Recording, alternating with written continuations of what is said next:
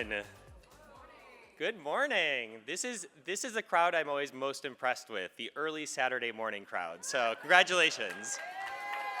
You deserve it. 40 years. That's how long our next Hall of Fame inductee has been blazing trails as an openly gay elected official. John Heilman didn't just incorporate West Hollywood.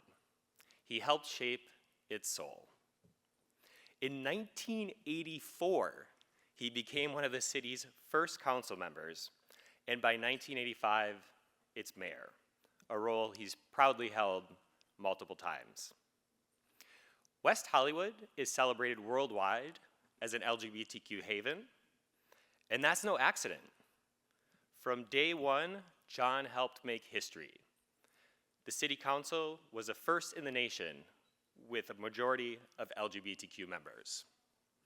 Since the 1980s, John has been the architect of some of the most progressive policies in America, creating affordable housing programs, expanding tourism, and championing landmark anti-discrimination laws to protect LGBTQ people and those living with HIV.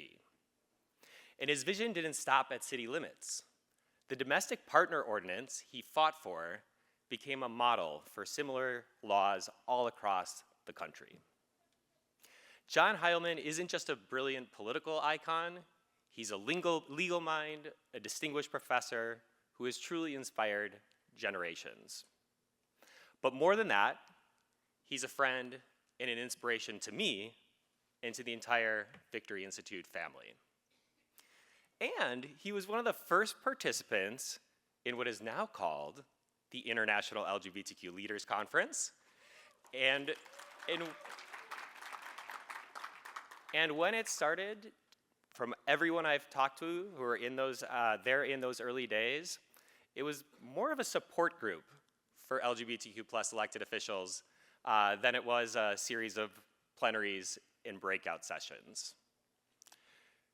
His legacy reminds us that equality isn't a destination, it's a journey, and thanks to leaders like John Heilman, that journey continues stronger than ever. So please join me in welcoming our next 2025 inductee to the LGBTQ plus Political Hall of Fame, John Heilman.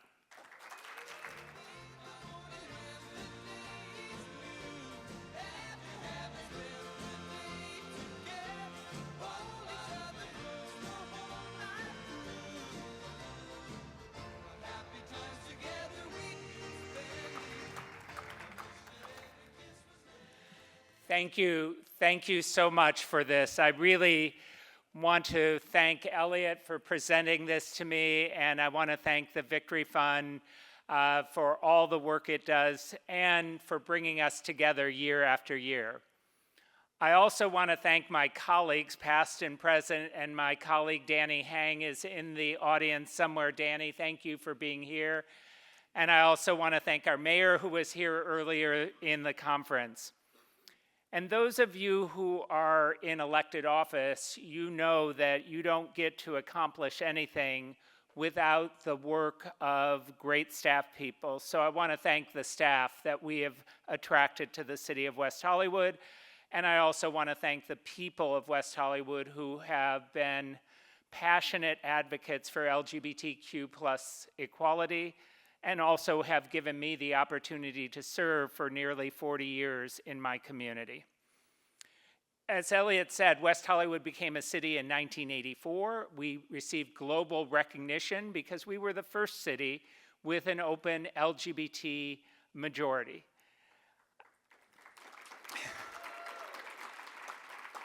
An inside secret, of course, we didn't all get along. We had a lesbian for our first mayor and 2 gay men. And over time, we grew.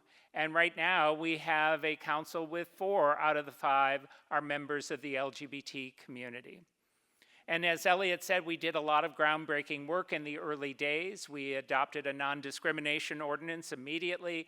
We adopted a domestic partnership ordinance that allowed people to register We adopted the first ordinance prohibiting discrimination on the basis of HIV and AIDS.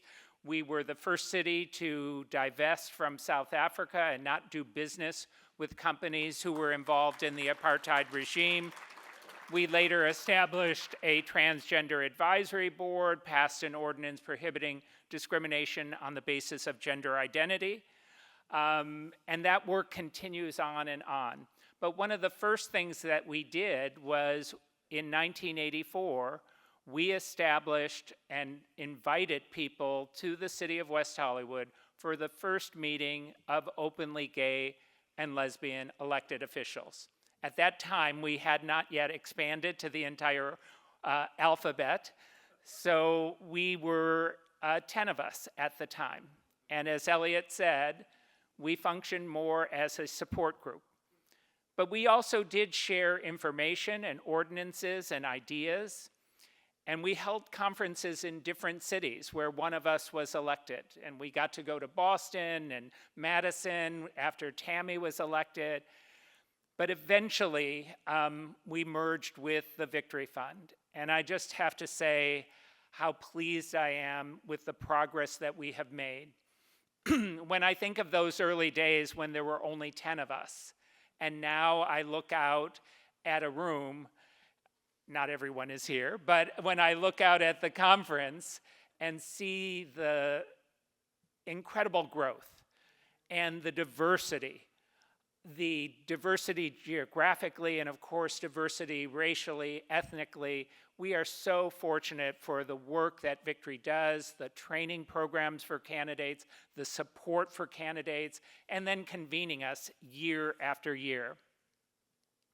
I also want to thank all of you for your service, because right now government is under attack. Democracy is under attack. And every day what you do to serve your communities, you are operating parks, paving the roads, operating schools, making sure people are connected to services. You are showing your community that government does work and that government is important. So thank you for your service. I do want to just talk briefly about the state of affairs, and I want to call us to action. I want to preface this by saying that I am on the board of Outright. Neela was here speaking just a moment ago. Outright is an organization that focuses on global LGBTQI rights. And we work around the globe. And some of the things that we do, we've partnered with activists in Uganda when the Kill the Gays bill was being passed. We worked with activists in Ukraine when Russia invaded Ukraine. We raised $3.5 million to support LGBT organizations, LGBT displaced people, and LGBT refugees in Ukraine.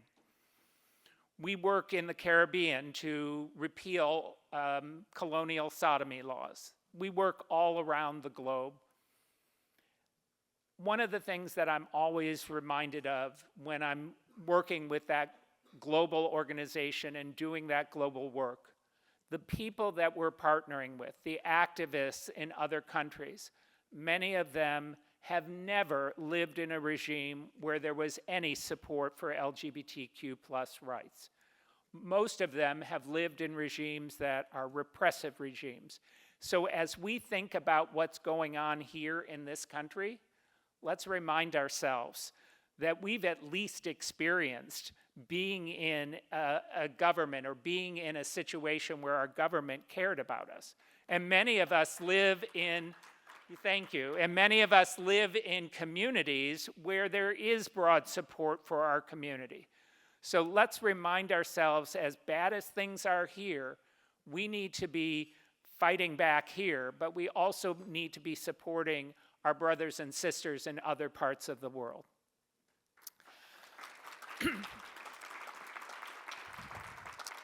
Now, I do want to talk a little bit about the state of affairs in the United States, and there are many reasons that we can object to the current administration: the grift, the cruelty, the destruction of professional norms, calling reporters names, the attack on democratic institutions, the undermining of elections. But I want to talk about two things. And I was speaking with some people earlier in the conference, and we were joking about how incompetent the current administration is. And we were kind of laughing about the criteria to get hired in the current administration. So if you're male, you have to have appeared on Fox News and have at least several credible reports of sexual assault. That is the requirement to get hired in this administration. If you're female, of course, you have to have lip fillers, and you have to be able to appear to honor and fawn over the president. And there's actually a word for this that has been trending recently, kakistocracy, ruling by the incompetent. And we were joking about it, and I think it's fair for us to joke about it, but we shouldn't. It is not an accident. It is intentional. They want to dismantle our government, the entirety of our government. Why? Who benefits from that? Oligarchs, people who want to be dictators. They look at Russia with envy, not with contempt. They're envious of what Putin has done. And that's what they're trying to accomplish in this country. But I really want to focus my criticism of this current administration on their policies towards us. And you've heard a lot of them over the years, and over this last year and at this conference. But there are 4 or 5 things I really want to hit on. The attempt to deny our existence, erasing us from federal websites, removal of LGBT people from the annual Human Rights Report, failure to acknowledge Pride Month, erasing and removing pride flags, making sure that they remove names like Harvey Milk, Martha P. Johnson from federal things, demanding the removal of rainbow crosswalks, launching attacks on LGBT content in books, removing them from libraries, cutting critical health programs, cutting $800 million focused on LGBTQ health, attempting to terminate numerous grants related to LGBTQ health, defunding a youth suicide hotline for LGBTQ plus youth, failing to acknowledge World AIDS Day, cutting PEPFAR, causing the deaths of hundreds and thousands of people. And then, of course, their relentless attacks on our transgender community, forcing federal agencies and federal funding programs to remove references to transgender people, banning transgender people from serving in the military, requiring them to be removed from the military, denying veterans health care if they're transgender, detaining transgender women in men's prisons, rescinding all sorts of protections for transgender people, and then labeling transgender care as a form of child abuse. And all of this they do, and of course blaming transgender people for violence, when transgender people are overwhelmingly the victims of violence in this country, especially transgender women of color. And what is truly outrageous is they do all of this under the guise of protecting women. It is unbelievable. When their views on women are that women should be subservient to their husbands, go back to home, even when they're being abused. It is outrageous. And of course, resisting the release of the Epstein files, so we know how much they care about women. And children, thank you. And of course, referring to 14-year-olds as underage women. And of course, I could go on, but the attacks on our immigrant community, denying asylum to LGBTQ refugees who are going to be killed if they're returned to their homelands. And we can talk about their cuts to social services, the cuts to Medicaid, the cuts to SNAP, all of those disproportionately impact our communities. So I wanted to just talk a little bit about, this is a little negative. I'm sorry, Elliot. When we used to come together, we always ended our conference with a statement from all of the elected officials, a collective statement. And I want us to get back to that. We are all here together as LGBTQ plus elected representatives. We should be using our power. We should be using our voice. We should be speaking out. The White House is just down the street. Right? Why are we talking to each other in the hotel when we should be having a press conference out there demanding that they change their policies?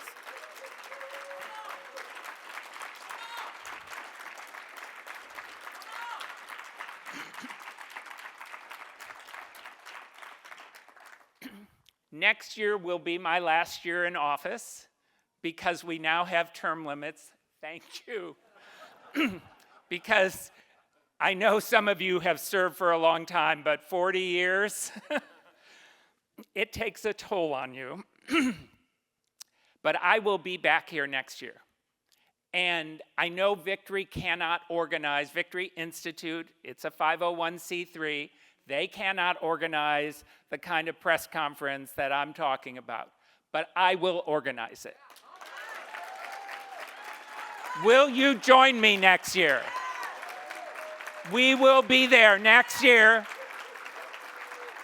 Thank you.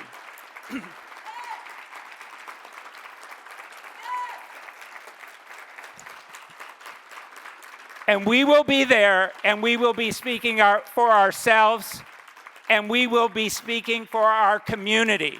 Our community needs us to speak out against these hateful policies. So join me next year, same time, same place, but we're going to the White House and we're going to have a press conference and we're going to demand that they change these policies and stop hating us and stop attacking us.